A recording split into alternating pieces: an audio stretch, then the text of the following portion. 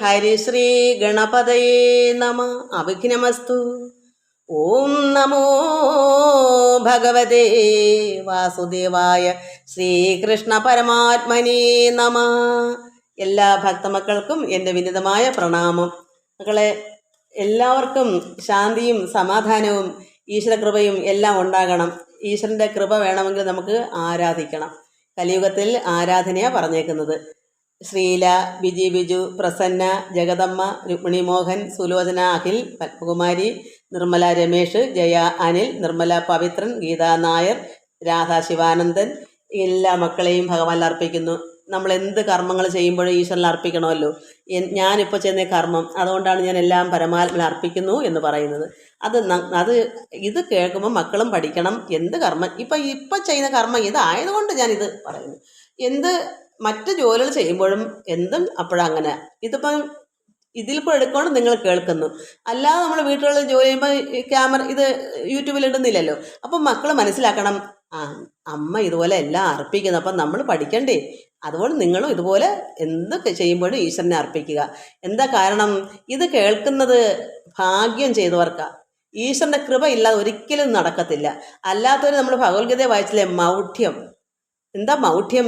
എത്ര പറഞ്ഞാലും ആര് ചൊല്ലുന്ന കേട്ടാലും അവിടെ ഒന്നും ചെവിയിൽ കയറത്തില്ല, കാണത്തില്ല, അതൊന്നും ചിന്തിക്കത്തുമില്ല. ഭാഗവതത്തിൻ്റെ യാതൊരു ഗുണങ്ങളും അവർക്ക് അറിയില്ല. ഈശ്വരൻ പരമാത്മാവാണ് ഭാഗവതം.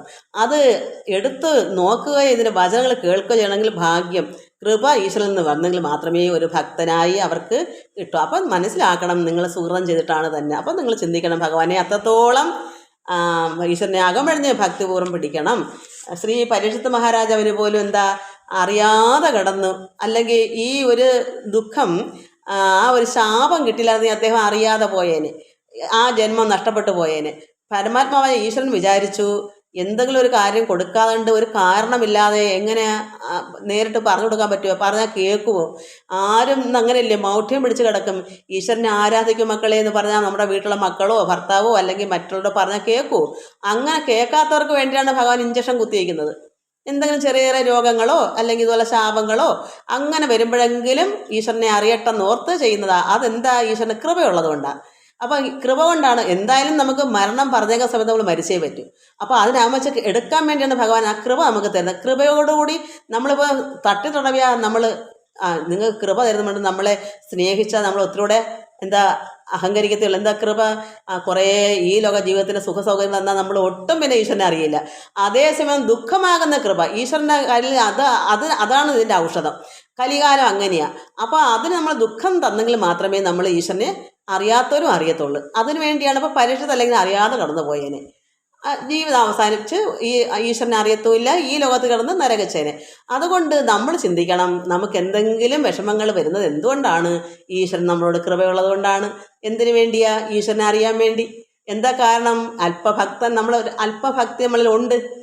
അതുകൊണ്ട് ഈ കുട്ടി നന്നാവും, ഒരിക്കലത് കാരണം അല്പം യോഗ്യതയുള്ളൊരു കൊച്ചിനെ ഒന്നിനൊന്ന് ഒരുക്കി നോക്കുക, എന്തൊരു സുന്ദരനും സുന്ദരിയാവും. അപ്പം നമുക്ക് അല്പ യോഗ്യത ഉണ്ടെന്ന് ഭഗവാന് മനസ്സിലായി, ഒന്ന് ഒരുക്കിയെടുക്കാം എന്നാണ് ഭഗവാൻ ചിന്തിക്കുന്നത്. അത് നമ്മൾ മനസ്സിലാക്കണം.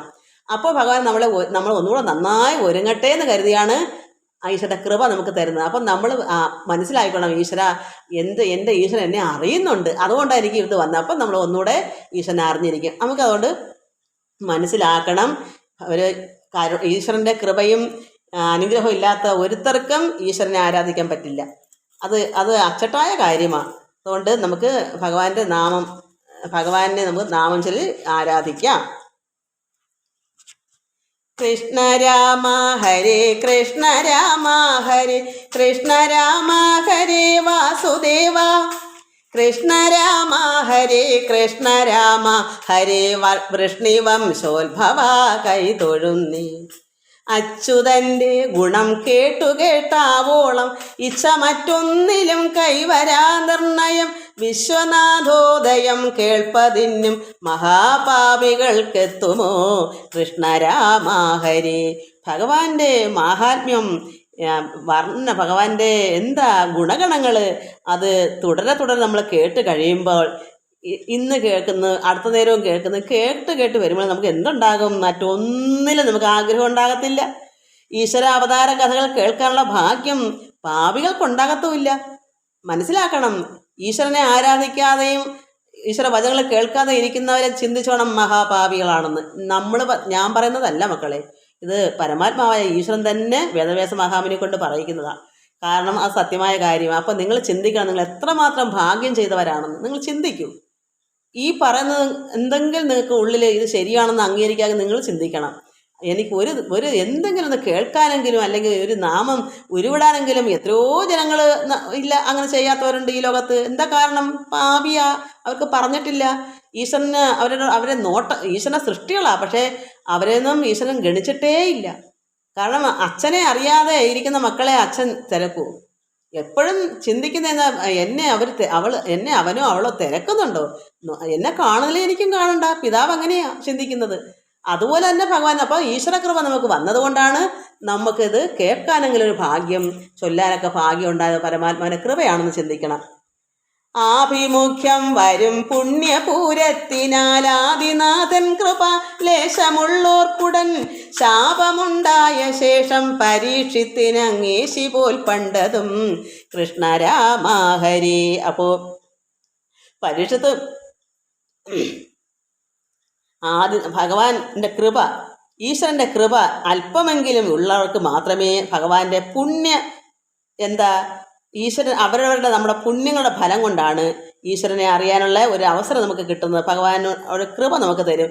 അവരവർ ചെയ്ത പുണ്യങ്ങളുടെ ഫലമായിക്കൊണ്ടാണ്. നമ്മൾ എന്തോ ചെറുതായിട്ടെങ്കിലും കഴിഞ്ഞ ജന്മങ്ങൾ അല്പം പുണ്യം ചെയ്തത് കൊണ്ടാണ് നമ്മൾ മനസ്സിലാക്കണം. അപ്പം നമ്മുടെ പ്രവൃത്തിയല്ലേ, അല്ലാതെ എവിടെ നിന്ന് വരുന്നതാണോ അത്? അപ്പം നമുക്ക് അനുഭവം വേണ്ടുന്നതല്ലേ, നമ്മൾ പ്രയത്നിച്ചതല്ലേ, അത് നമുക്ക് കളയാൻ പറ്റുന്നതാണോ, നമുക്ക് നഷ്ടപ്പെട്ടു പോകേണ്ടതാണോ? നമ്മൾ കഴിഞ്ഞ ജന്മം പ്രവർത്തിച്ചതിൻ്റെ ആ ഫലം നമുക്ക് ഇപ്പം വേണമെങ്കിൽ നമ്മൾ എന്ത് ചെയ്യണം? അതിൻ്റെ ബാക്കി നമ്മൾ എടുക്കണം. അപ്പോൾ നമ്മുടെ പുണ്യം കൊണ്ടാണ് നമ്മൾ മനസ്സിലാക്കിയിട്ട് ഈശ്വര കഥകൾ കേൾക്കാൻ താല്പര്യമുണ്ടാകും. അത് ഈശ്വരൻ തരുന്നൊരു വരമാണ്. നമുക്ക് എന്തെങ്കിലും അല്പം നമ്മളെ ഒരു വേരോട്ടം കഴിഞ്ഞ ജന്മത്തിൽ ഉണ്ട്, അത് ഒന്നുകൂടെ പുഷ്ടിപ്പെട്ടി വരണ്ടേ അതിന്. അപ്പോൾ നമുക്ക് താല്പര്യം ഈശ്വരൻ്റെ കൃപ കൊണ്ട് നമുക്കുണ്ടാകും. അതുകൊണ്ടാണ് പരീക്ഷിത മഹാരാജാവിന് പോലും ശാപഗ്രസ്തനാവാനുള്ള കാരണം. അദ്ദേഹത്തിന് അതിൻ്റെ വിധി കിടക്കുന്നു. അദ്ദേഹത്തിന് മരണം പറഞ്ഞുള്ള സമയത്ത് മരിച്ചേ പറ്റൂ. പക്ഷെ പരമാത്മാവായ ഈശ്വരൻ ചിന്തിച്ച് പ്രത്യേകിച്ച് അദ്ദേഹത്തിനെ അമ്മയുടെ ഗർഭത്തിൽ നിന്ന് രക്ഷിച്ചെടുത്തതാണ്. അപ്പോൾ ഭഗവാനൊരു കരുണ അദ്ദേഹത്തിനോട് കാണുകയും ചെയ്യും. പരീക്ഷിത്തെന്ന് പേര് വരാൻ കാരണം പോലും അദ്ദേഹം അമ്മയുടെ ഗർഭത്തിൽ കിടന്നപ്പോൾ അശ്വത്ഥമാവിൻ്റെ അസ്ത്രം കൊണ്ട്, ബ്രഹ്മാസ്ത്രം കൊണ്ടോ അങ്ങോട്ട് അദ്ദേഹത്തിനെ മരിച്ചു പോകേണ്ട കുട്ടിയാ പരമാത്മാവായ കൃഷ്ണൻ രക്ഷിച്ചതാണ്. അപ്പോൾ ഒരു ബന്ധവും കൂടെ ഉണ്ടല്ലോ രക്ഷിച്ചെന്നുള്ളത്. അതുകൊണ്ടും കൂടെ ഭഗവാൻ അത്ര താല്പര്യമുണ്ട്. അതുകൊണ്ടാണ് 7 ദിവസം കൂടെ അദ്ദേഹത്തിന് മരിക്കാനുള്ളത് ഈശ്വരൻ അറിയാം.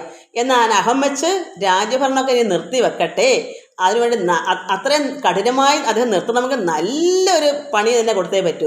ചെറുതൊന്നും പോരാ. ഒരു സർപ്പം ദംശിക്കുന്നുള്ള ശാപം വന്നാൽ അദ്ദേഹം എല്ലാം ത്യജിക്കുമെന്നറിയാം. അപ്പം ഈശ്വരനിലേക്ക് അടുക്കാൻ അല്ലാതെ പറ്റുമോ?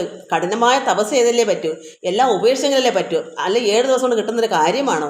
അവിടെ ഭഗവാൻ അങ്ങനെ നിശ്ചയിച്ചിട്ടാണ്. ഒരു കാരണം കൂടാതെ വരത്തില്ല. ഈ കാര്യം അവിടെ എത്രയും ഉണ്ടാവണമെങ്കിൽ അതിൻ്റെ കാരണം ഇതൊക്കെ തന്നെയാണ്. നമുക്ക് മനസ്സിലാക്കണം അത്. അപ്പം നമുക്ക് ചെറിയ ചെറിയ എന്തെങ്കിലും അറ്റകുറ്റ കാര്യങ്ങൾ നമുക്ക് ഉണ്ടെങ്കിൽ ഭഗവാന്റെ കൃപ തന്നെയാണ് നമ്മൾ മനസ്സിലാക്കിയിട്ട് അത് ബുദ്ധിമാന്മാരും ബുദ്ധിമതികൾ എന്ത് ചെയ്യണം? അത് അറിയണം. ഭഗവാന്റെ എന്തോ പരീക്ഷണമാണിത്, നമ്മളെ നന്നാക്കി പരമാത്മാവിലേക്ക് അടുപ്പിക്കാനുള്ള വഴിയാണ്. നമ്മൾ ചിന്തിച്ചും കൊണ്ട് നമ്മൾ അതിനെ തന്നെ എല്ലാ ജോലികളും നമ്മൾ ചെയ്യും വേണം. ഈ ഒരു ഗൃഹത്തിൽ എന്തൊക്കെ ആവശ്യമുണ്ടോ അതൊക്കെ എനിക്കത് പറഞ്ഞുതരാൻ നന്നായി പറ്റും. കാരണം ഞാൻ ചെയ്തത്രയും പണികളൊന്നും ഇന്ന് ആർക്കും ചെയ്യാനില്ല.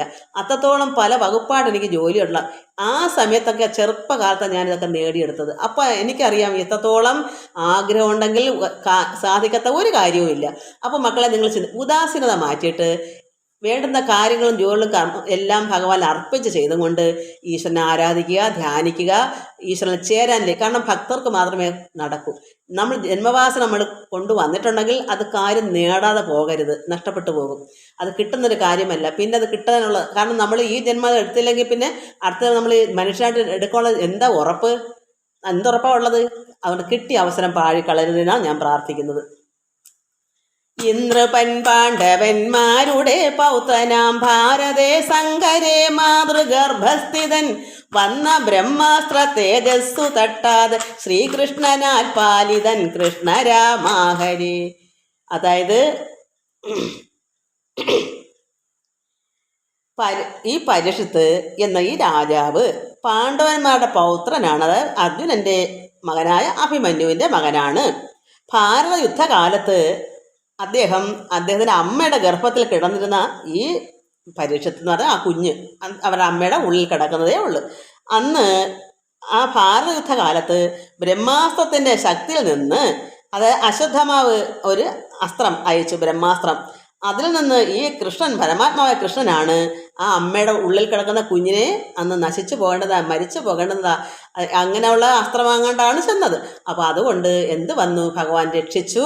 അതുകൊണ്ട് അങ്ങ് രക്ഷിച്ച് കിട്ടിയതുകൊണ്ട്, പരീക്ഷിച്ച് കിട്ടിയതുകൊണ്ട്, കാരണം അത് ജീവിക്കുമോ എന്നുള്ളൊരു ഉറപ്പില്ലാത്തത് കൊണ്ടും, കാരണം അതൊരു പരീക്ഷണം ആയിരുന്നു. ഭഗവാന്റെ എന്താ പറയുക, ഭഗവാൻ രക്ഷിച്ച് മറച്ചു പിടിച്ചു ഈ ബ്രഹ്മാസ്ത്രം ഏൽക്കാതെ. അത് ഭഗവാന് നല്ല സുദർശന ചക്രമൊക്കെ ഉണ്ടല്ലോ, എന്തായാലും മറ്റേ വീരസ്യം, അതിൻ്റെ വീര്യം എന്നെ കെടുത്തി കളഞ്ഞു. ഉള്ളിൽ കിടന്ന കുഞ്ഞിനെ ഒരു ദോഷം സംഭവിക്കാതെ ഭഗവാൻ പരമാത്മാ കൃഷ്ണൻ അങ്ങ് സഹായിച്ചു, രക്ഷിച്ചു. ആ പരീക്ഷത്തിനെ പിന്നെ എങ്ങനെ മോക്ഷം കൊടുക്കാതിരിക്കും? ഭഗവാന്റെ കുഞ്ഞല്ലേ അത്, ഭഗവാൻ രക്ഷിച്ച കുഞ്ഞല്ലേ, മരിച്ചുകൊണ്ട കുഞ്ഞല്ലേ. അതും അർജുനൻ അത്രമാത്രം സ്നേഹിതനാണ്, അർജുനൻ്റെ കൊച്ചുമകനല്ലേ. അപ്പം ഈശ്വരൻ അത് രക്ഷിക്കത്തില്ലേ? ആ കുഞ്ഞ് രാജാവായി ഒടുക്കം സാധാരണ ജനങ്ങളെ പോലെ മരിച്ചാൽ മതിയോ? ഈശ്വരങ്ങളിലേക്ക് ചേരണ്ടേ? അപ്പോൾ ഭഗവാൻ അതിന് പ്രത്യേക ഒരു കൃപ കൊടുത്തു. എന്ത് കൃപയാണ് കൊടുത്തത്? നല്ല ഒരു ശാപം ഒരു മുനികുമാരനെ കൊണ്ട് കൊടുപ്പിച്ചു. ഇല്ലെങ്കിൽ എന്ത് വരും? അറിയാതെ കടന്ന് മരിച്ചു പോകും. ഈ ഒരു ശാപം കഠിനം, കാരണം 7 ദിവസം കൊണ്ട് കിട്ടേണ്ടതാണ്. ഈ മോക്ഷത്തിലേക്ക് പോണ സമയം അങ്ങ് കഴിഞ്ഞു പോയി. ഭരണമെല്ലാം നിർത്തിവെച്ചു, നിർത്തിയില്ല, എല്ലാം മകനെ ഏൽപ്പിച്ചിട്ട് അദ്ദേഹം ഉടനെ തന്നെ എല്ലാം ത്യജിച്ചു. ഭാര്യയും മക്കളും എല്ലാം ഉപേക്ഷിച്ചിട്ട് എല്ലാം മകനെ ഏൽപ്പിച്ചു, ഭരണമെല്ലാം ഏൽപ്പിച്ചിട്ട് ഇദ്ദേഹം നന്നായി തപസ് ചെയ്ത് കഠിന തപസ്സെടുത്തു. 7 ദിവസം കൊണ്ട് വേണ്ടേ? അപ്പം മഹാമുനി എത്തിച്ചേർന്നു. അതെല്ലാം ഒരു വഴികളെല്ലാം കാട്ടിക്കൊടുക്കും ഭഗവാൻ. അങ്ങനെയാണ് ഈശ്വരൻ, സർവ്വ വഴികളും ഒപ്പിച്ചു കൊടുക്കും. ഉടനെ തന്നെ മഹാമുനി അവിടെ കൊടുത്തു. മഹാമുനി കൊണ്ട് ഉപദേശങ്ങളെല്ലാം കൊടുത്തു. അദ്ദേഹം മോക്ഷത്തിലേക്ക് കടന്നു. സർപ്പം ദംശിക്കേണ്ട സമയമായപ്പോൾ ഇദ്ദേഹം മോക്ഷത്തിലേക്ക് കടന്നു കഴിഞ്ഞു. ഇദ്ദേഹം അറിയുന്നത് പോലുമില്ല. ആ ശാപം ഏക്കും, പക്ഷെ ആ ശരീരത്തിന് ഏറ്റിട്ട് എന്താ കാര്യം? അദ്ദേഹം പോകേണ്ട വഴിക്ക് പോയി കഴിഞ്ഞു. ഇതിനെല്ലാം കാരണം? ഭഗവാന്റെ കുട്ടിയാ അത്. നമ്മൾ ഓരോരുത്തരും ഭഗവാന്റെ കുഞ്ഞുങ്ങളായാലും നമ്മളെ ഇതുപോലെയാ.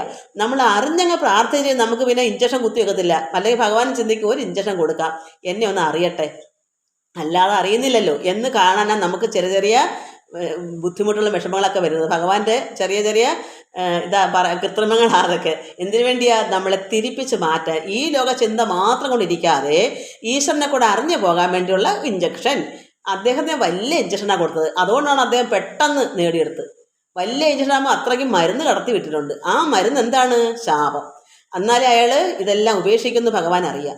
ഭഗവാന്റെ കുഞ്ഞാണ് പരീക്ഷത്ത്, ഭഗവാൻ രക്ഷിച്ചെടുത്തതാണ്. അതുകൊണ്ടാണ്. നമുക്കിതിൻ്റെ ബാക്കി ഇനി അടുത്ത പ്രാവശ്യം വായിക്കാം. എല്ലാം സമയം പോയല്ലോ, മറന്നു പോകും. ഇനി അടുത്ത പ്രാവശ്യം നമ്മളിവിടം വരെ വായിച്ചു. പിന്നെ എന്താ പറയാ, ഇന്ദ്രപൻ പാണ്ഡവൻ അന്ന് ഒന്നും കൂടെ എടുക്കാം. ഈശ്വരാധീനമെന്നോർത്തു വിശ്വം നൃപൻ വിശ്വസിച്ചു സദാ തൽപദാംഭൂരുഹം. വിശ്വരക്ഷാവിധോ വിഷ്ണുവെന്നിത്ര നന്നാരുമോർത്തില്ലഹോ. കൃഷ്ണരാമ ഹരേ. ഭഗവാനെ പോലെ നല്ല, അതായത് ഇത്രയും പരമാത്മാവിന് ഇത്ര സ്നേഹം, എല്ലാവരോടുള്ള എന്താ വാത്സല്യം, എല്ലാവരും നന്നാക്കാനുള്ള ഒരു കൃപ, ഇത്രയും നല്ലവനാണെന്ന് ഇവർ ആരും അറിഞ്ഞില്ല. പരമാത്മാവായ കൃഷ്ണൻ ഇത്രയും മാഹാത്മ്യം നമ്മളോടുണ്ടെന്നും ഇങ്ങനെ രക്ഷിക്കുമെന്നും ഈ വിശ്വത്തെല്ലാം രക്ഷിക്കുന്ന ഭഗവാനാണെന്നൊന്നും ഇവരാരും ഇത്ര അറിഞ്ഞിട്ടിരുന്നില്ല. അതാണ് ഇത് പറയുന്നത്. ലോകം ഈശ്വരൻ്റെ അധീനതയിൽ ആണെന്ന ഓർമ്മയുള്ളവനായ ആ രാജാവ് എപ്പോഴും ഭഗവത് പാദങ്ങൾ തന്നെ വിശ്വാസം അർപ്പിച്ചും ലോകരക്ഷണത്തിൽ വിഷ്ണുവിനെ തന്നെ ഇത്ര താല്പര്യമുണ്ടെന്നും ആരും കരുതിയില്ല. ഭഗവാൻ ഇത്രത്തോളം താല്പര്യം ജനങ്ങളോട് ഇവരോടുണ്ടെന്നും ഇവരാരും കരുതിയില്ല. അപ്പോൾ ഭഗവാനെ അവർ മനസ്സിലാക്കുന്നു, നമ്മളും മനസ്സിലാക്കണം. ഭഗവാൻ അതിനല്ലേ അവതരിച്ചത്? ഭക്തന്മാരെ രക്ഷിക്കാനല്ലേ. അപ്പം ഭഗവാൻ അടങ്ങിയിരിക്കുമോ? നമ്മളെ രക്ഷിക്കാനല്ലേ വന്നത്. അപ്പം നമ്മളെ എപ്പോഴും കരുതലുണ്ട്. നമ്മൾ വഴിപഴിച്ച് പോവാതിരിക്കാനാണ് ഭഗവാൻ കൂടെ നമുക്ക് ഇഞ്ചക്ഷൻ തരുന്നത്. അത് നമ്മൾ മനസ്സിലാക്കണം. ആ ഇഞ്ചക്ഷൻ മനസ്സിലാക്കണം. നമുക്ക് എന്തെങ്കിലും ഒരു കൊച്ചു വിഷമങ്ങളോ വേദനകളോ അസുഖങ്ങളോ വന്നാൽ ചിന്തിച്ചു വേണം, അത് ഭഗവാന്റെ ഇഞ്ചക്ഷനാണ്. നമ്മൾ ബുദ്ധിയുള്ളവർ മനസ്സിലാക്കിയിട്ട് എന്ത് ചെയ്യും? തിരിയും. എനിക്ക് ഈ ലോക ജീവിതം മാത്രം പോരാ, രാത്രിക്ക് പകൽ എന്നതുപോലെ രണ്ടും വേണം. ഒരു നാണയത്തിൻ്റെ രണ്ട് വശങ്ങൾ നമുക്ക് ആവശ്യമുണ്ട്. കുന്നിന് കുഴി പോലെ, രാത്രിക്ക് പകൽ പോലെ, ആണും പെണ്ണും എന്ന് പറയും എല്ലാം ഈരണ്ട. എന്തുകൊണ്ട് ലൗകികം മാത്രം എടുക്കുന്നത്? അപ്പം ഭഗവാൻ ഇഞ്ചക്ഷൻ തരത്തില്ലേ? ഈ ലോകത്ത് നമ്മൾക്ക് സുഖമായിട്ട് കഴിയാം, എല്ലാം ഉണ്ട്, എല്ലാം വേണം. പക്ഷേ പരമാത്മാ കൂടെ അറിഞ്ഞു പോകണ്ടേ? അതുകൊണ്ട് ഭഗവാൻ തരുന്നത് അത് ഭക്തന്മാർക്കേ കൊടുക്കുള്ളൂ. കാരണം എന്താ പറഞ്ഞ ഭഗവത്ഗീതയിൽ നമ്മളെന്തെല്ലാം വായിച്ചില്ലേ? എന്താ പറയുക, പിന്നെ ഇളക്കി തീർക്കരുത് ആരെ? മൗഢ്യമുള്ളവരെ. പരമാത്മാവിനെ അറിയുന്ന ജ്ഞാനികൾ, വിദ്വാൻമാർ ഇങ്ങനെ മൗഢ്യം പ്രാപിച്ച് കിടക്കുന്നവരെ ഇളക്കി തീർക്കണ്ട. അവരവിടെ നശിച്ചോട്ടെ, അവരെങ്ങനെയോ ആയി തീർന്നോട്ടെ, സങ്കടപ്പെടണ്ട, അവരുടെ ചെവിയിൽ ഇത് കേൾക്കത്തില്ല. പക്ഷേ ഭക്തന്മാരെ ഈശ്വരൻ കൊച്ചു ഇഞ്ചക്ഷൻ തന്ന് അവിടെ രക്ഷിച്ചുകൊണ്ട് പോകാനാണ്. എന്താണ്? ഈശ്വരനിലേക്ക് ലയിപ്പിക്കാൻ. അതിനാണെന്ന് മനസ്സിലാക്കണം. അതുകൊണ്ട് അവർക്ക് ഇഞ്ചക്ഷൻ കൊടുക്കും. മറ്റവരെ നിങ്ങൾ ഇളക്കണ്ട. ഈശ്വരൻ കൃഷ്ണൻ പറയുന്നത്, നിങ്ങൾ അവരെ അറിവുള്ള നിങ്ങൾ അവരെ ഇളക്കി തീർക്കല്ലേ. അവർ മൗഢ്യം പ്രാപിച്ചവരാണ്. അവരെത്ര പറഞ്ഞാലും അവരുടെ ഉള്ളത്തിൽ കയറത്തില്ല. അവരവിടെ മൃഗങ്ങളെ പോലെ അങ്ങ് കിടന്നോട്ടെ, തിന്നും കുടിച്ചും അങ്ങ് കിടന്നോട്ടെ. അതാ ഭഗവാൻ പറഞ്ഞത്. അതുകൊണ്ട് നമ്മളത് മനസ്സിലാക്കണം. ഇവിടെ ഭാഗവതം കൈകൊണ്ട് തൊടുകയോ അല്ലെങ്കിൽ ഇത് കേൾക്കുകയോ ചെയ്യുന്ന മക്കൾ ചിന്തിച്ചോണം, ഈശ്വരൻ്റെ കൃപയുള്ളത് കൊണ്ട് തന്നെയാണ് കഴിഞ്ഞ ജന്മത്തെ വാസന, അല്ലാതെ നമുക്ക് നടക്കത്തില്ല. മൗഢ്യം ഭാവിച്ച് കിടന്നോളും. നമുക്ക് മൗഢ്യം ഇല്ലാഞ്ഞിട്ടാണ് ഇത് കേൾക്കാൻ താല്പര്യമുള്ളത്. അതുകൊണ്ട് ചിന്തിച്ചോണം, ഈശ്വരനെ ഇഞ്ചക്ഷൻ നമുക്ക് തരാതെ നമ്മൾ അവിടം വരെ എത്താൻ നമ്മൾ പ്രയത്നിക്കുക. അപ്പോൾ ഈശ്വരൻ ഒരു ഇഞ്ചക്ഷൻ നമുക്ക് തരത്തില്ല. അല്ലെങ്കിൽ നമ്മൾ നന്നാക്കാനുള്ള നമുക്ക് അസുഖം മാറണ്ടേ? അതിനാണ് ഇഞ്ചക്ഷൻ. എന്താണ് അസുഖം? ഈ ലോകം ദുരിതമാണ്. ഈ ദുരിതത്തിൽ നമ്മളെ കരകയറ്റാൻ വേണ്ട ഇഞ്ചക്ഷൻ. അപ്പോൾ നമുക്ക് ദുഃഖം വേണോ സുഖം വേണോ? സുഖപ്പെടുത്താനാണ് ഇഞ്ചക്ഷൻ തരുന്നത്. നമുക്ക് ദുഃഖമാണ് വേണ്ടെങ്കിൽ ഇഞ്ചക്ഷൻ തരത്തില്ല. നമ്മൾ മൗഢ്യത്തിലൂടെ കിടന്നോണം. അപ്പം നമുക്ക് സുഖത്തിന് വേണ്ടിയാണ് നമുക്ക് ദുഃഖം തരുന്നത് നമ്മൾ മനസ്സിലാക്കണം. അത് എന്തുകൊണ്ടാണ്? നമ്മൾ കഴിഞ്ഞ ജന്മം ചെയ്ത് വച്ചുപോയി. അതുകൊണ്ടാണ് ഈ ജന്മം നമ്മൾ ആരാധന കേൾക്കാൻ ഇഷ്ടപ്പെടുന്നത്. അത് ഈശ്വരൻ്റെ എല്ലാം കുഴപ്പമില്ല, നമ്മൾ ചെയ്തതാണ്. നമ്മൾ കഴിഞ്ഞ ജന്മം ചെയ്തു വെച്ചതിൻ്റെ കർമ്മം അത് ഈശ്വരൻ തന്നതല്ല, നമ്മുടെ പ്രവൃത്തിയാണ്. അത് ചെയ്തില്ലായിരുന്നെങ്കിൽ ഭഗവാൻ ഈ ഇഞ്ചക്ഷൻ നമുക്ക് തരത്തില്ലായിരുന്നു. നമ്മൾ ഈ മൗഢ്യത്തിൽ കടന്നുപോയേനെ. നമുക്ക് മൗഢ്യം ഉണ്ടായിരുന്നെങ്കിൽ നമ്മൾ ഭാഗവത്തിലെ കഥ കേൾക്കത്തില്ല, നാമം ചൊല്ലത്തില്ല, വചനം കേൾക്കത്തില്ല.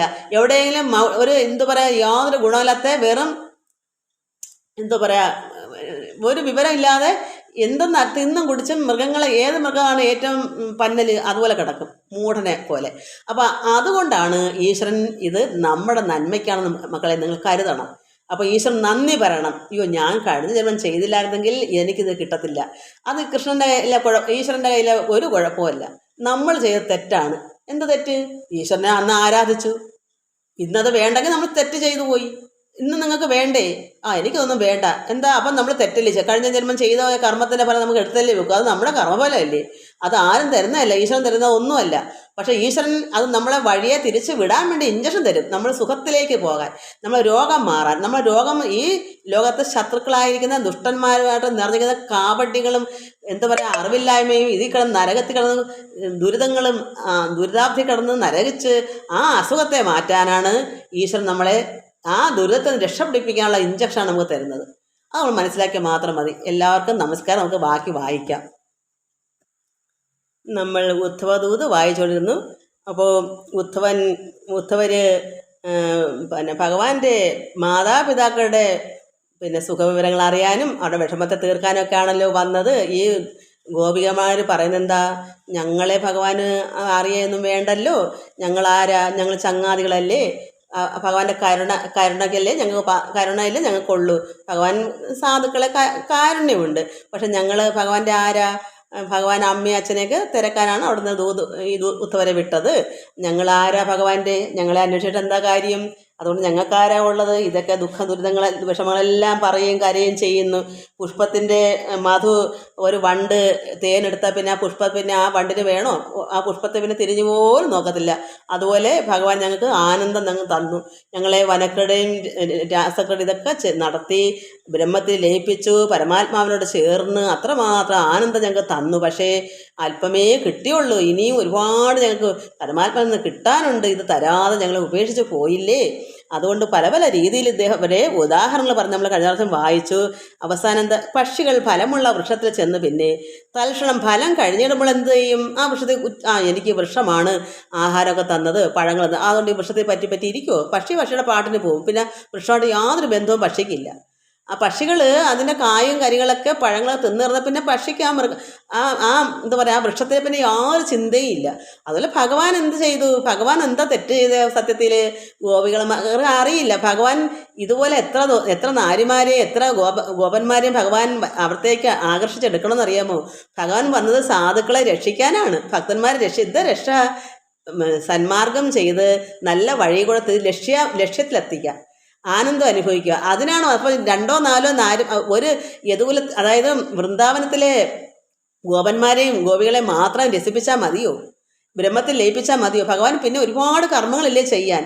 അത് മാത്രമാണോ? ഭഗവാനോടൊന്ന് പിരിഞ്ഞ് മാറി നിന്നില്ലെങ്കിൽ ഇവരുടെ ഭക്തി വർദ്ധിക്കത്തില്ല. അത് ഭഗവാൻ അറിയാം. നമ്മൾക്കൊന്ന് ചിന്തിക്കാം, നമ്മുടെ അച്ഛനും അമ്മയും ആണ്ടിലോ അല്ലെങ്കിൽ കാണാതിരുന്ന് കാണുമ്പം അതുപോലെ അയ്യോ എൻ്റെ അച്ഛനെ കണ്ടില്ലല്ലോ അമ്മയെ കണ്ടില്ല, ഇങ്ങനെ തിരക്കിരിക്കും. അപ്പോൾ ഇത്രമാത്രം സ്നേഹം വർദ്ധിക്കും അച്ഛനോടും അമ്മയോടും. കാരണം എപ്പോഴും കൂടുതൽ വഴക്ക് കൂടും. അച്ഛനും അമ്മയോട് അപ്പോഴും അടികൂടാനേ സമയം കാണും മക്കൾക്ക്. കാരണം എന്താ, കൂടെ നിൽക്കും, ബഹുമാനവും ഇല്ല, ആദരവില്ല, ഒന്നുമില്ല, സ്നേഹവും ഇല്ല.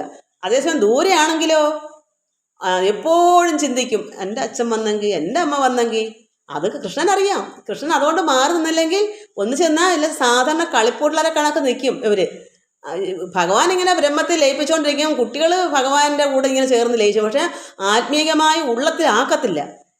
കൃഷ്ണൻ പുറമേ ഉള്ളത് കൊണ്ട് അവർ ആ കൃഷ്ണൻ്റെ പുറമേ നമ്മുടെ കൂടെ കൃഷ്ണൻ ഉണ്ടല്ലോ എന്ന് ചെയ്യും. ഭഗവാൻ മാറി നിന്നാൽ അവിടെ ഉള്ളത്തിലാകും ഈശ്വരൻ. അതാണ് ഭഗവാൻ നോക്കുന്നത്, ഭക്തി വർദ്ധിക്കാനാണ്. അതുകൊണ്ട് മാറി നിൽക്കുന്നത്. ഇവരിങ്ങനെ ഉദാഹരണങ്ങൾ പറയുക. പിന്നെ ഹോട്ടലിൽ കയറി വഴിപോക്കർ പാന്തർ ആഹാരം കഴിച്ചാൽ അവർ നന്നായി ഹോട്ടലുകാർ സന്തോഷമായിട്ട് അത് കൊടുത്ത് സ്നേഹിച്ച് ഇവിടെ നിന്ന് വരുന്നു, എല്ലാം നന്നായിട്ട് സന്തോഷമായിട്ട് എല്ലാം പറഞ്ഞ് ആഹാരം കഴിഞ്ഞ് എല്ലാം കഴിയുമ്പോൾ അവർ വഴിപോക്കരല്ലേ, അവരവരെ പാട്ടിന് പോകും. പിന്നെ ആ കട എവിടാണെന്നോ ആ ഹോട്ടൽ എവിടാണെന്നോ ആര് ആഹാരം കൊടുത്തതെന്നോ അവരുടെ മനസ്സിലേ ഇല്ല. അതാണ് പുഷ്പത്തിൽ നിന്ന് മധു വണ്ട് കുടിച്ചിട്ട് വണ്ടിൻ്റെ പാട്ടിന് പോകും, അടുത്ത പുഷ്പത്തിലേക്ക് പോകുമെന്ന് പറഞ്ഞു. കാരണം അടുത്ത പുഷ്പത്തിൽ പോയെങ്കിലേ തേൻ കിട്ടൂ. ഭഗവാനും അടുത്ത ആൾക്കാരുടെ അടുക്കലേക്ക് ചെന്ന് അവരെ നന്നാക്കണ്ടേ, എല്ലായിടും നന്നാക്കണ്ടേ, ഒരു സ്ഥലത്ത് മാത്രം മതിയോ?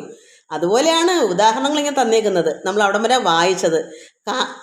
ഇനി നമുക്ക് കണ്ടു വായിക്കാം. പക്ഷികൾ ഫലമുള്ള വൃക്ഷത്തിൽ ചെന്നു പിന്നെ തൽക്ഷണം ഫലം കഴിഞ്ഞിടുമ്പോൾ പോകുമ്പോലും പിന്നെ ആ വൃക്ഷത്തിന് അവർക്ക് ആവശ്യമില്ല. ഫലങ്ങൾ തിന്നു കഴിഞ്ഞാൽ പക്ഷികൾ അവിടുന്ന് പോകും. ഭോജനശാല ബുക്ക് ഭോജനം കഴിച്ച് ഭോജനഗൃഹം വിട്ട് പോകുന്നു പാന്തർ പോലും. വഴിപോക്കരും കടകളിൽ കയറി വേണ്ടുന്ന ആഹാരം കഴിച്ചിട്ട് അവരുടെ ജോലിക്ക് പോകും. പിന്നെ ആ കടയുമായിട്ട് യാതൊരു ബന്ധവും അവർക്കില്ല.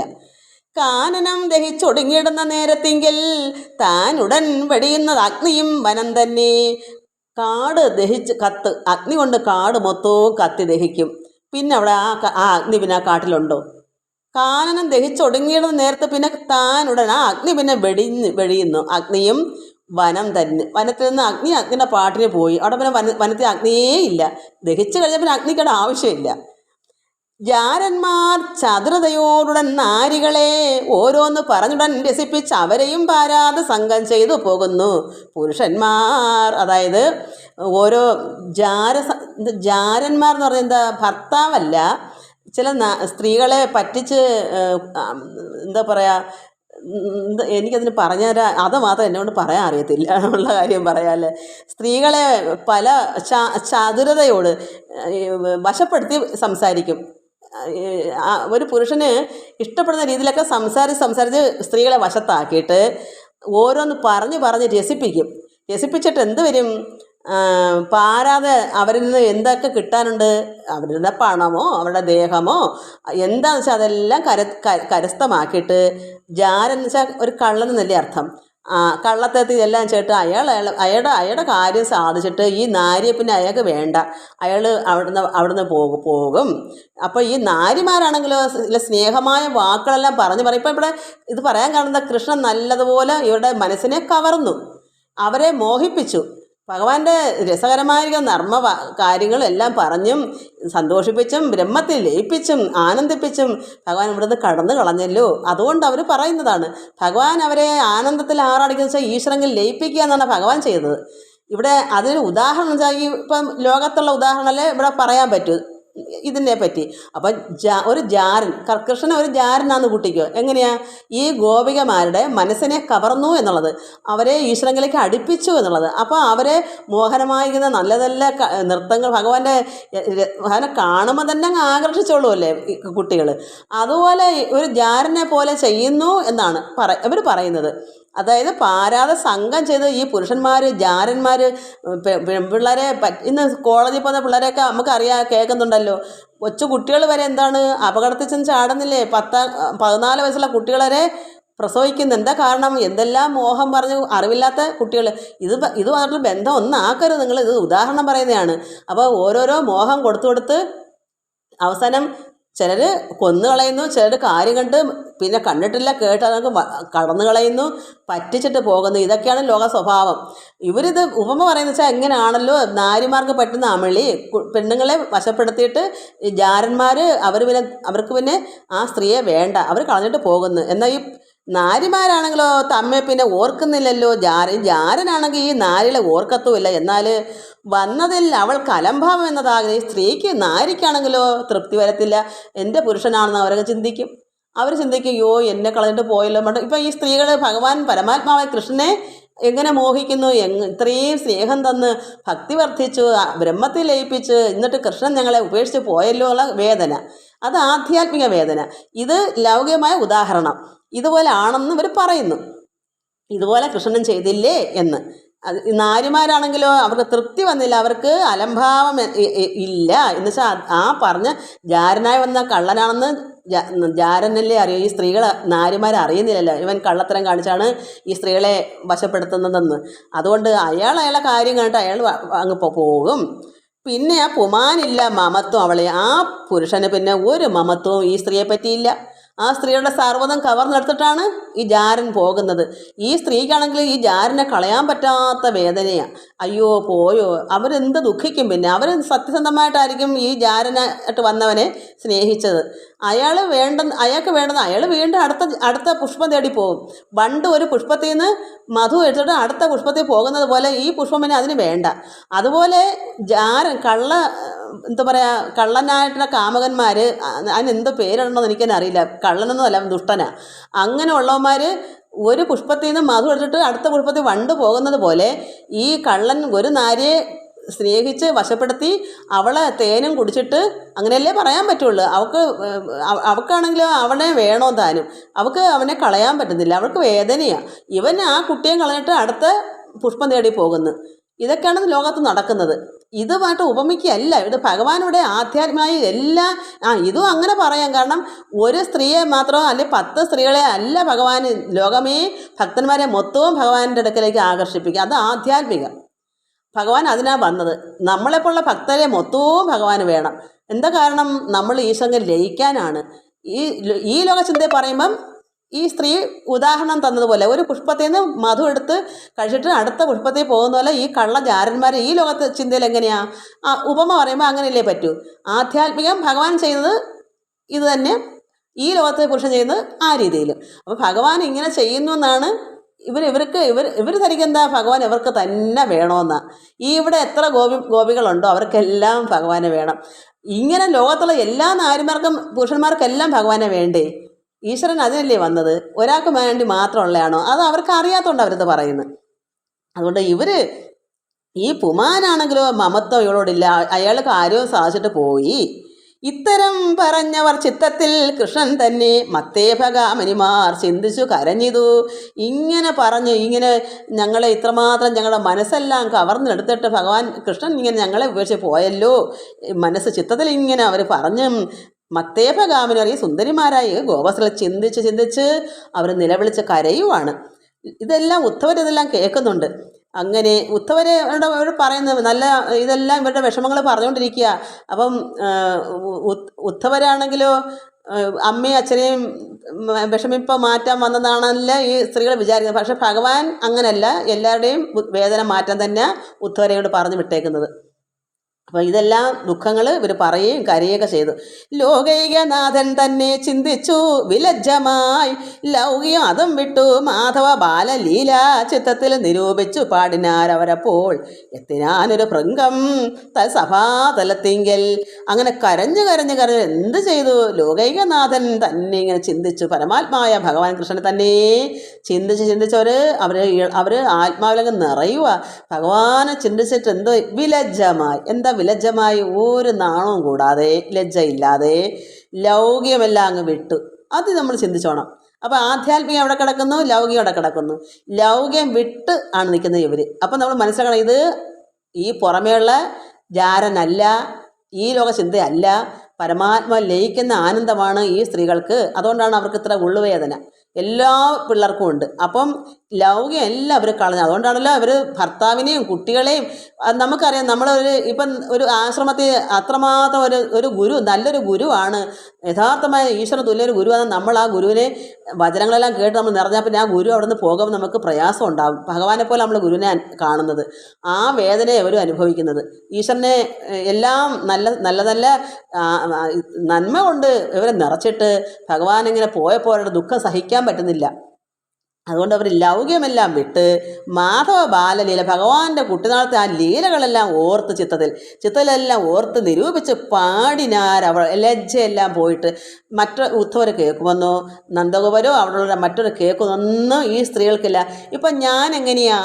എനിക്കിതിനകത്തൂടെ പറയുമ്പം ഞാൻ കരയേണ്ടപ്പം കരയുന്നു, ചിരിക്കുമ്പം ചിരിക്കുന്നു, പറയുന്നു, പാടുന്നു. എന്താ കാരണം?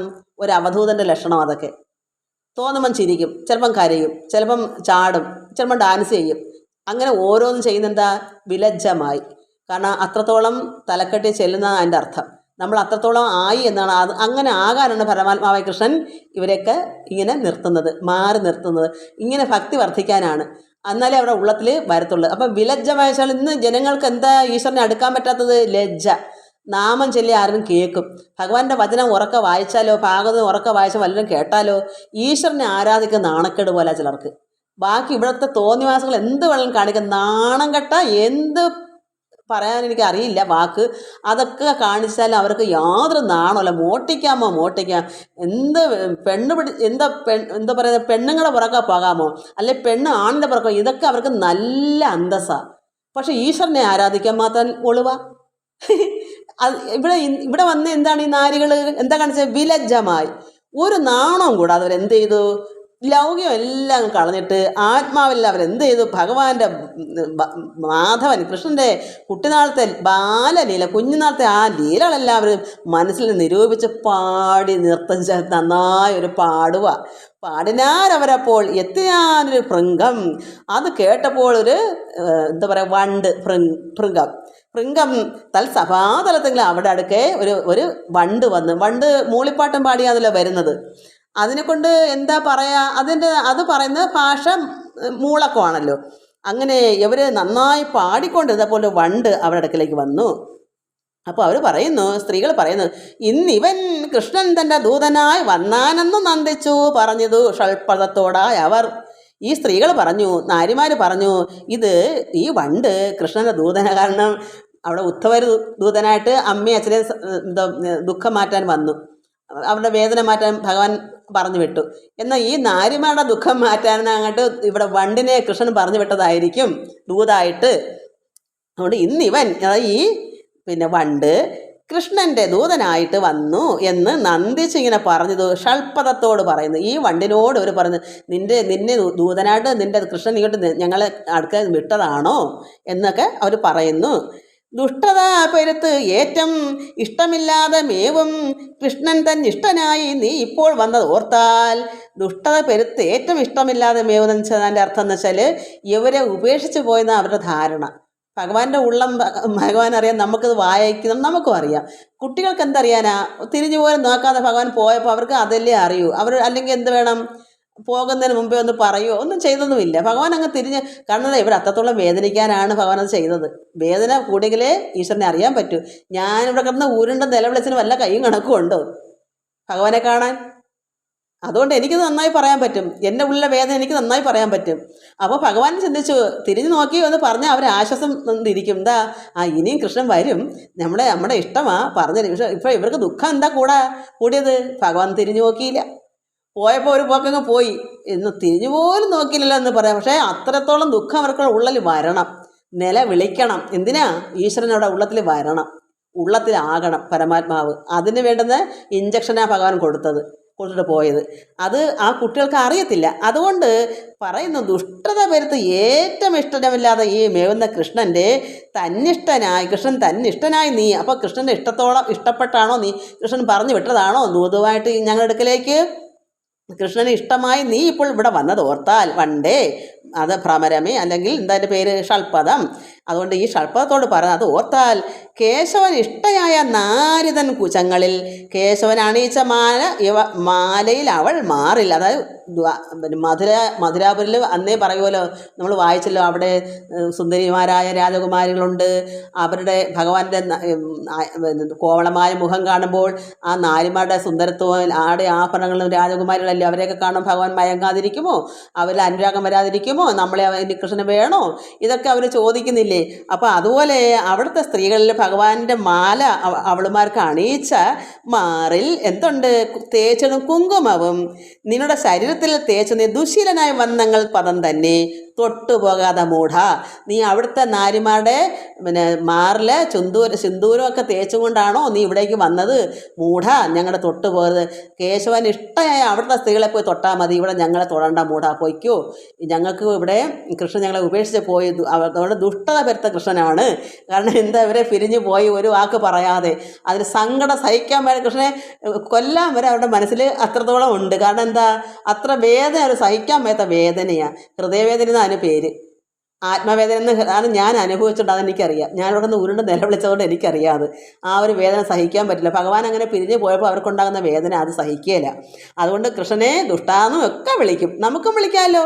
ഈശ്വരന് നമുക്ക് ഇഷ്ടം, നമുക്ക് പ്രാർത്ഥിച്ച് ഭഗവാന് നമുക്ക് എന്താ നമ്മുടെ ആവശ്യം അതിൻ്റെയൊക്കെ എന്താ കണ്ണം കണ്ടോ, നീ നോക്കിക്കോടാ കണ്ണ, നീ വെണ്ണ കെട്ട് തിന്നില്ലേടാ, ഇതൊക്കെ നമുക്കും പറയാം. ഭഗവാൻ കേട്ടേ പറ്റൂ. എന്താണ്, ഭക്തി കൊണ്ടുള്ള പറച്ചിലാ അത്. ഭക്തിയുടെ അങ്ങേറത്തെ വേദന കൊണ്ടാണ് കുട്ടികൾ പറയുന്നത്, ദുഷ്ടൻ ഞങ്ങളെ കളഞ്ഞിട്ട് പോയി, അതുകൊണ്ട് നീ നിൻ്റെ ദൂത് കൊണ്ട് ഇവിടെ വേണ്ട. നീ കൃഷ്ണൻ ഇഷ്ടമായ കൃഷ്ണൻ അവിടുത്തെ നാരിമാരെ മാല അണിയിച്ചിട്ടുണ്ട്.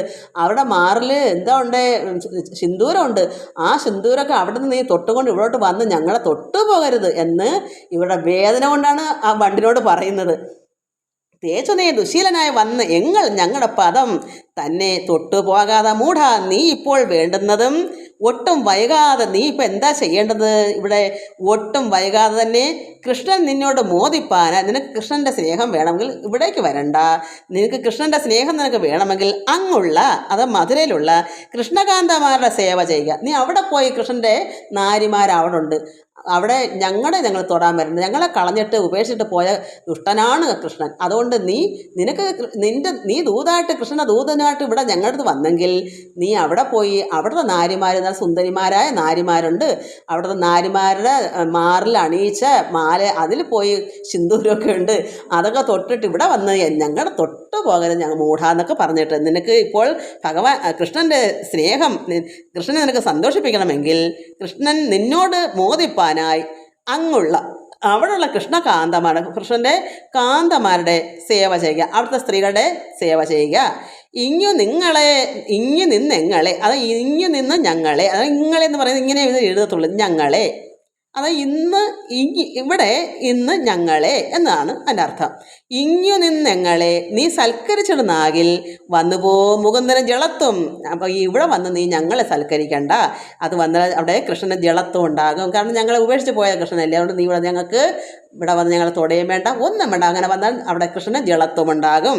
അതുകൊണ്ട് വന്നിടാ, നിനക്ക് ഇന്ന് വേണ്ടത് പോകാൻ, അതുകൊണ്ട് അത് വേണ്ട, ഞങ്ങൾ തൊടയും വേണ്ട. നീ അവിടെ എത്രയും പെട്ടെന്ന് വൈകാതെ തന്നെ നീ അവിടെ പോയി അവിടുത്തെ നാരിമാരുടെ സേവ ചെയ്യൂ. കൃഷ്ണനെ നിനക്ക് മോദിപ്പിക്കണമെങ്കിൽ, നിന്നോട് കൃഷ്ണന് സന്തോഷം വേണമെങ്കിൽ നീ ഈ ദൂത് കൊണ്ട് ഇങ്ങോട്ട് വരണ്ട. നീ മൂളിപ്പാട്ട് പാടുന്നതാണ് അതിന് ദൂത്, അല്ലാണ്ട് നാക്കടുത്ത് പറയാനറിയില്ലല്ലോ. അപ്പോൾ ഇവരുടെ സങ്കല്പങ്ങൾ അതല്ല. അതുകൊണ്ട് നീ അവിടെ പോയി കൃഷ്ണന് വേണ്ടുന്ന ജോലി ചെയ്തു കൊടു. അപ്പോൾ നിന്നെ സ്നേഹിക്കും, ഭഗവാന്റെ സ്നേഹം നിനക്ക് കിട്ടും എന്ന് പറഞ്ഞു. അതുകൊണ്ട് വന്നിടാ, നിനക്ക് ഇന്ന് വേണ്ടത് പോകാം, നീ ഇവിടെ ഞങ്ങൾക്ക് വേണ്ടി വരണ്ട, നീ പൊയ്ക്കോളൂ. അല്പമായി ചില സുഖമങ്ങളെ അറിയിച്ചു ഞങ്ങളെ ഞങ്ങളെ ഇവിടെ ഞങ്ങളുള്ള ഇവിടെ സുഖം ഞങ്ങളെ ഞങ്ങളെ അത് അല്പമായി ഞങ്ങൾക്ക് എന്തൊക്കെയോ കുറച്ച് സുഖം ഞങ്ങൾക്ക് തന്നു കൃഷ്ണൻ. അതാണ് അവർ പറയുന്നത്. അല്പമായി ചില സുഖം ഞങ്ങളെ അറിയിച്ചു, ശില്പമാൻ ഉപേക്ഷിച്ചു പോയതും അറിയുക നീ. അതുകൊണ്ട് നീ മനസ്സിലാക്കണം, ഞങ്ങൾക്ക് അല്പമേ ആനന്ദം തന്നുള്ളൂ. ഞങ്ങൾക്ക് എന്നുവെച്ചാൽ കുറച്ച് കൊടുത്തു കാണുമ്പോൾ കുഴപ്പമാണ്. അപ്പോൾ അവർക്ക് വേദന ഹൃദയത്തിൽ വന്നു. നമുക്ക് കുറച്ച് തരുമ്പോൾ ഭഗവാൻ പിന്നെ പോകുമ്പോൾ വിഷമമാണ്. അത്രമാത്രം വിഷമം, ദുഃഖം. അതിന് പറയുന്നത് എന്താ, ഈ ലോക ദുഃഖം അല്ല അതൊരു ആത്മവേദന, ഹൃദയവേദനയൊക്കെ പറയാം. അത് കിട്ടിയവർക്കറിയാം, അത് അനുഭവിച്ചവർക്കറിയാം. വേദനയുടെ ഒരു എന്താ പറയുക, അത് അനുഭവിച്ചവർക്ക് അത് അറിയാൻ പറ്റും. ആ ഒരു വേദനയിലാണ് ഇപ്പം തന്നെ ഈ കർമ്മം ചെയ്യുന്നു. ആ വേദനയാണ്. എനിക്ക് ഇതുപോലൊരു വേദന വന്നു, എന്തിനാ ആർക്കും കൊടുക്കാൻ വേണ്ടി, അതിഭയങ്കരമായ വേദന. അങ്ങനെ ഇവിടുന്ന് ഇറങ്ങിപ്പോയില്ലേ ഭഗവാനെ. അപ്പോൾ അങ്ങനെ വേദന വരുന്നത് നമുക്ക് പറയാൻ, എങ്ങനെ അത് പറഞ്ഞ് നിങ്ങളെ അറിയിക്കുന്നത് എനിക്കത് പറയാൻ പറ്റത്തില്ല. കാരണം ശരീരവേദനയാണോ മനസ്സിൻ്റെ വേദനയാണോ ഒന്നുമല്ല, ആത്മവേദന എന്നാണ് പറയാം. അതിനു മുമ്പ് ഭഗവാനെ കിട്ടാൻ പ്രത്യക്ഷമാകുന്നതിന് മുമ്പായിട്ട് ഉരുണ്ട് കടന്ന് അതിനേക്കാളും വേദന. അപ്പോഴെല്ലാം നമ്മൾ ഓരോരോ വേദനകൾ അനുഭവിച്ചിട്ടുണ്ട്. അതുകൊണ്ട് എനിക്കറിയാം ഈ നാരിമാരുടെ വേദന എന്തൊരു വേദനയാണെന്ന്. അതുകൊണ്ട് ശില്പമാൻ ഉപേക്ഷിച്ച് പോയത് അറിയാതെ ഞങ്ങളെയൊക്കെ ഉപേക്ഷിച്ച് പോയില്ലേ. കുസുമ മധു ഉണ്ടങ്ങൊടുങ്ങി കൂടിയിടുകിൽ. കുസുമം പുഷ്പം, മധു തേൻ. പുഷ്പത്തിൽ നിന്ന് മധു ഉണ്ട്, അത് ഈ വണ്ടുകൾ, ഈ വണ്ടിനോട് പറയുക, വണ്ടുകൾ പുഷ്പത്തിൽ നിന്ന് തേൻ കുടിച്ച് തീരുമ്പോൾ ഒടുങ്ങിയിടുകിൽ. തേൻ തീരുമ്പോൾ എന്ത് വരും? കുസുമം തന്നെ നീയോ നനയ്ക്കാത്തതുപോലെ. ആ പുഷ്പത്തെ പിന്നെ നീ നനയ്ക്കോ ഓർക്കോ? വണ്ടേ ചോദിക്കുക, ഈ സ്ത്രീകൾ ചോദിക്കുക, ഒരു പുഷ്പത്തിൽ നിന്ന് നീ മധു എല്ലാം കുടിച്ചങ്ങ് തീർത്തിട്ട് നീ പിന്നെ ആ പുഷ്പത്തെ നീ ചിന്തിക്കെങ്കിലും ചെയ്യും, നീ നനയ്ക്കോ, നീ ഓർക്കുമോ വണ്ടേ? അതുപോലെ കൃഷ്ണൻ ഞങ്ങളെ അല്പം, ഞങ്ങൾക്ക് എന്തൊക്കെയോ, ഞങ്ങൾക്ക് ആനന്ദ ലഹരി ഞങ്ങളെ അനുഭവിപ്പിച്ചു. അല്പമേ കിട്ടിയുള്ളൂ, പക്ഷേ ഞങ്ങളെ ഉപേക്ഷിച്ചങ്ങ് പോയി. വണ്ടിനോട് പറഞ്ഞു കൊടുക്കുക, അത് നിനക്ക് നീയും ഇതുപോലെയാ. നീ പുഷ്പത്തിൽ നിന്ന് മധുവെല്ലാം കുടിച്ച് ഒടുങ്ങി തീരുമ്പോൾ, പുഷ്പത്തിലെ മധുവെല്ലാം തീരുമ്പോൾ നീ ആ പുഷ്പത്തെ പിന്നെ അറിയുന്നത് പോലുമില്ല. നീ അതിനെയും കളഞ്ഞിട്ട് പിന്നെ പോകുന്നു. അത് പോകുന്ന പിന്നെ അടുത്ത പുഷ്പത്തിലേക്കാണ്. ഭഗവാനും അടുത്ത പുഷ്പത്തിലേക്കാണ് ഇപ്പോൾ പോയേക്കുന്നത്. അത് ഞാൻ പറയും, ഇതിനകത്തുണ്ടോ എന്ന് എനിക്കറിയില്ല. കാരണം ഈ നാരിമാർക്ക് മാത്രം മതിയോ ഭഗവാന്റെ സ്നേഹം ഭക്തി ഇങ്ങനെ അവരെ ലയിപ്പിക്കാൻ? ഭഗവാൻ അങ്ങനെ ലോകം മൊത്തവും ജനങ്ങളില്ലേ, ഓരോ ഭാഗത്തിലും ഓരോരുത്തരും നമുക്കൊക്കെ വേണ്ടേ. അതുകൊണ്ട് ഭഗവാൻ അടുത്ത പുഷ്പം തേടി പോയെന്ന് മനസ്സിലാക്കാം ആധ്യാത്മികമായി. പിന്നെ വണ്ട് എന്താണ്, അതിൻ്റെ ഉദാഹരണം കൊടുത്തേക്കാണ്. വണ്ടേ നീ ഒരു പുഷ്പത്തിൽ മധു ഉണ്ട് കഴിഞ്ഞാൽ പിന്നെ നീ ആ പുഷ്പത്തെ നീ അറിയുന്നില്ല. അതുപോലെയാണ് ഇവിടെ കൃഷ്ണൻ്റെ കാര്യം അവർ പറയുന്നത്. കുസുമ മധു ഉണ്ട് അങ്ങ് ഒടുങ്ങി കൂടിടുകിൽ. കുസുമം തന്നെ നീയോ നനയ്ക്കാത്തതുപോലെ മാനുഷൻ തൻ്റെ കപടവാക്യങ്ങളാൽ മായാദേവിയാൻ ലക്ഷ്മി മോഹിച്ച് ശുശ്രൂഷിച്ചു. അതുകൊണ്ട് എന്തിനു മനോഹരമായി ഇപ്പോൾ വന്നു നീയും ചന്തമായി മധുരവൃത്തങ്ങൾ ഓതിയത്. അതുകൊണ്ട് നീ എന്തിനാ ഇങ്ങനെ ഞങ്ങളെ മോഹിപ്പിച്ചു? മഹാമായ കൊണ്ടുള്ള രീതിയിൽ കപടവാക്യം മോഹിപ്പിക്കുന്ന, അതായത് മായാദേവി മഹാമായയാണല്ലോ കപടം, സത്യമല്ലാത്ത. കാരണം ഭഗവാൻ കാപട്യമായിരിക്കുന്ന നല്ല നല്ല മോഹിപ്പിക്കുന്ന കാര്യങ്ങൾ പറഞ്ഞ് ഇവരെ ഭഗവാനിലേക്ക് അടുപ്പിച്ചു. മനസ്സുകൊണ്ട് മനസ്സിനെ ഭഗവാൻ എന്താ പറയുക, അവരുടെ മനസ്സിനെ ഭഗവാൻ കവർന്നെടുത്തു, അത് മോഹിപ്പിച്ചു. എന്നിട്ട് ആധ്യാത്മികമായി അവരെ രമിപ്പിച്ചു, ആനന്ദിപ്പിച്ചു. എന്നിട്ട് ഭഗവാൻ ഇവിടുന്ന് കടന്നു കളഞ്ഞു. അതുകൊണ്ടാണ് പറയുന്നത്, പിന്നെ ഞങ്ങളെ മായാദേവിയാൻ ലക്ഷ്മി മോഹിച്ചു ശുശ്രൂഷിപ്പു. എന്തിന് മനോഹരമായി ഇപ്പോൾ വന്ന് നീയും അതുകൊണ്ട് നീ എന്തിനാ ഇവിടേക്ക് വന്നത്? അതുകൊണ്ട് ചന്തമായി നീ എന്ത് ചെയ്യണം? മധുരവ് വൃത്തങ്ങളോ നീ ഇങ്ങനെ ഞങ്ങളോട് ഇങ്ങനെ നല്ല നല്ല വൃത്താന്തങ്ങളൊന്നും പറയണ്ട. നിന്നെ മധുരിപു, അതാ കൃഷ്ണൻ്റെ വൃത്തങ്ങൾ എന്തിനാ ഞങ്ങളോട് ഇതിന് സംസാരിക്കുന്ന ഓതുന്ന എന്തിനാ? മൂളിപ്പാട്ട് പാടി ശ്രുതി മീട്ടിങ്ങനെ പറയുന്നത് ഭഗവാന്റെ വൃത്തങ്ങൾ ഓതുന്നെന്നാണ്, ദൂത് പറഞ്ഞു വന്നെന്നാണ് ഇവർ സങ്കല്പം പറയുന്നത്. അതുകൊണ്ട് ഞങ്ങൾക്കതിൻ്റെ ആവശ്യമില്ല. നീ കൃഷ്ണൻ്റെ ഒരു മധുരവാക്കുകൾ ഞങ്ങൾക്കിനി കേൾക്കണ്ട, നീ വെറുതെ ഓതണ്ട. നീ അവിടെ പോയി ഭഗവാൻ കൃഷ്ണൻ്റെ അവിടെ നാരിമാരുണ്ട്, അവരുടെ അടുക്ക ചെന്ന് ഇതൊക്കെ പറഞ്ഞ് ഓതിയാൽ മതി, ഞങ്ങൾക്കിത് ആവശ്യമില്ല എന്ന് ഈ സ്ത്രീകൾ വണ്ടിനോട് പറയുന്നു. നമുക്കിനി അടുത്ത പ്രാവശ്യം ബാക്കി വായിക്കാനൊക്കെ. നമസ്കാരം. ഹരിവോം ഹരിവോം ഹരിവോം.